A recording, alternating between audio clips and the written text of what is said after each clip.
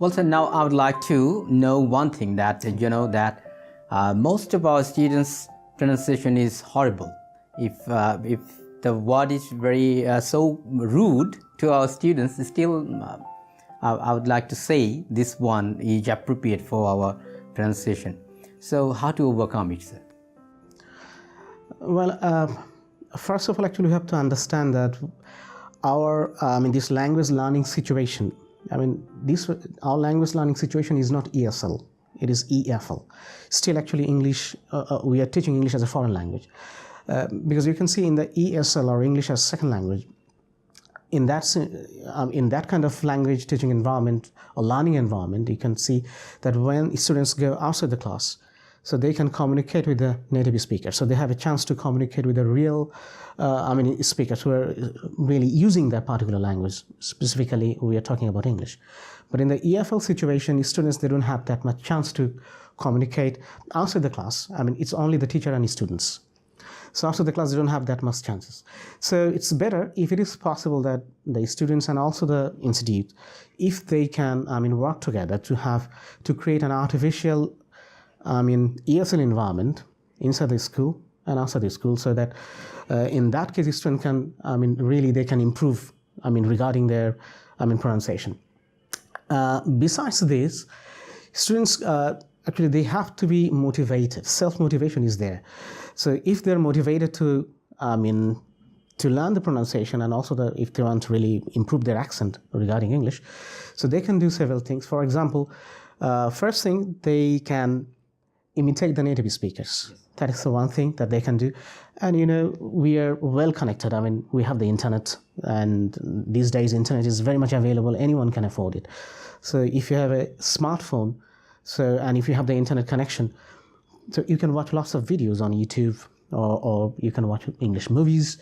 So from there, actually, you can just, you can get the pronunciation from there and also the accent. And at the same time, there is another thing that students, they can do, that is reading aloud.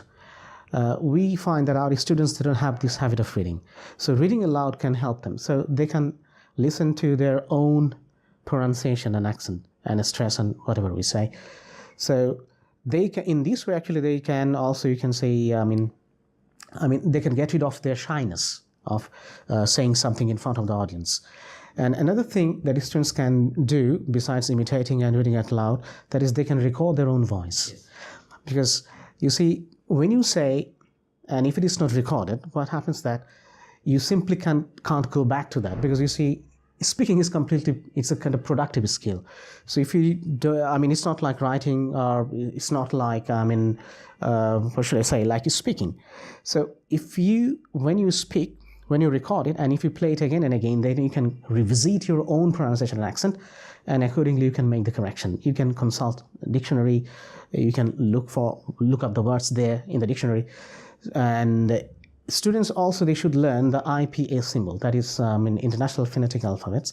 So if they can learn these, they will be able to consult the dictionary like Oxford or Cambridge or Chambers Dictionary, and they have the phonetic transcription. So if they can read those phonetic transcription, they can pronounce it by themselves. And also there are lots of audios that are available in the market, so they can also take help from those. And another thing that our students can do, they can find a language buddy. We call it language buddy in that sense. For example, someone from their class, it can be their classmates or one of their classmates, or it can be one of their friends. He or she who is very much interested in learning or, speaking in English. So they can have friendship with those kind of friends or classmates, and they can have this friendship with them, and they can converse in English with those people or with those friends. So in this way, they can also improve their own English. For example, if you have a better partner, who is a better speaker than you, who has a good pronunciation, good accent, so they can take help from them. And also there is always, you can go to good teachers, you can find good teachers who have good accent, good pronunciation. So, all the time you have the opportunity to go to them and you can take help from them. So these are the things that I can suggest these students, they can, if they really are interested in improving their pronunciation, they can do this. Well, sir, here we find that sometimes the students from English department going to the university, still their pronunciation is not that much good, though their teachers and they have very qualified teachers, still their pronunciation is not good. So what could be the reason behind that? First of all, I think so in some cases you can see some of our students, they're very much, you can say, influenced by their own language. That is we call fossilization. That means it's a kind of saturation, you can say. They're very much influenced by their own dialect. There are some parts of the Bangladesh where language, their Bangla dialect is completely different from the rest of the country. So what happens that they're heavily influenced by their own dialect, and sometimes they simply can't get out of it. So this we can call it first language influence. It's there, and another is that some of these students actually they're just starting English for, I don't know, maybe they just want a piece of paper, certificate. They don't want to learn English. So self-motivation is not there, because motivation, it can be intrinsic and it can be extrinsic. Extrinsic means you have to do something, in your life. You need to get a good job if you have a good pronunciation, especially in the corporate world. They give very good value to it. And also, if you yourself want to be a teacher one day, so that motivation and inspiration, it should come from inside, intrinsic. The extrinsic. And intrinsic is that some students, they're automatically motivated. They want to learn something new. They're very adventurous. They want to take risks regarding learning language, any language. So these students, but you can see some of these students, they're lacking both these kind of motivations. Neither they have extrinsic motivation, nor they have intrinsic motivation. So this can be one reason. And I think that institution itself can play a very good role. They can motivate their students to have very good pronunciation. Institute itself, they can train their own faculty members, their teachers, and also they can ask their teachers to train their students. And you see, in most of these schools and most of the universities and colleges, we have language clubs. But most of the time, you will find that those language clubs and institutions are ineffective. So we can have very effective use of these language clubs, where they can have informal discussions, where, they don't have any inhibition of, like, for example, they don't have to complete any syllabus, and teachers, they don't have to give the students any tests. So they'll not be scared of anything. No exam, nothing. No one is going to be very much critical of your performance. So in an informal environment, you can improve yourself. And they must be guided by an expert. Some expert people, like from the faculty members or teachers themselves. So that's the thing, I guess. One thing, sir, I would like to add here, that is the shyness from the society. Okay. Like someone is speaking English, that is actually criticized heavily, and also more heavily criticized if someone tries to be like the native speaker. So how would you see this, sir? This is very interesting. Thank you very much that actually you have brought up this issue.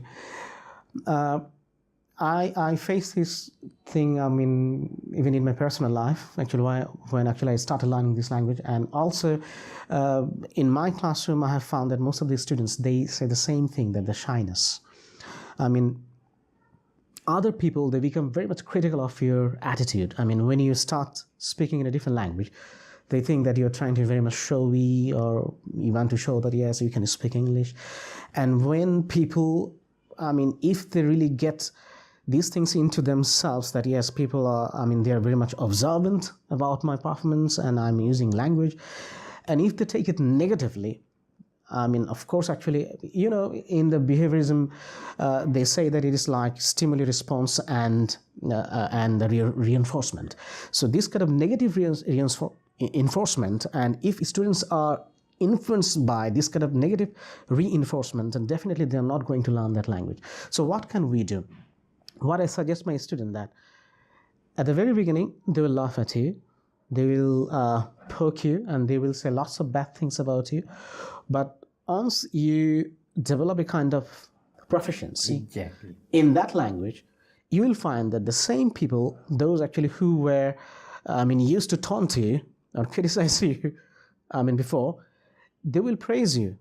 And they will ask you that, how did you do that? So they will also ask for your experience, and they will also, show their interest in learning that language. So this is the thing. So we don't have to care about it, because you see, it's very easy to say. I know it, Because when you see that our first language, when we started, we didn't care about anything. You can see, look at the kids.